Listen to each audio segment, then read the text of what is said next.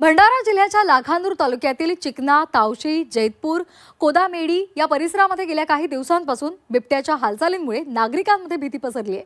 रात्रीच्या वेळी तर नागरिकांना शेतामध्ये जायची सुद्धा भीती वाटते। वन्यजीव विभागाकडून सावधगिरी बाळगा असं आवाहन सुद्धा केलं जात आहे।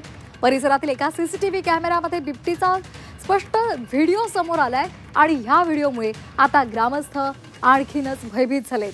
स्थानिक शेतकरी सांगतात की बिबट्या रात्रीच नव्हे तर दिवसा सुद्धा या परिसरामध्ये येतो। वन विभागाने या भागामध्ये पथक तैनात करावं, सापळा लावण्याची प्रक्रिया सुरू करावी अशी त्यांची मागणी होती आणि त्यानुसार आता ही प्रक्रिया सुरू झालेली आहे। नागरिकांना रात्रीच्या वेळी अनावश्यकपणे बाहेर न पडण्याचे आणि शेतामध्ये जाताना गटाने जाण्याचे आवाहन करण्यात आलेले आहे।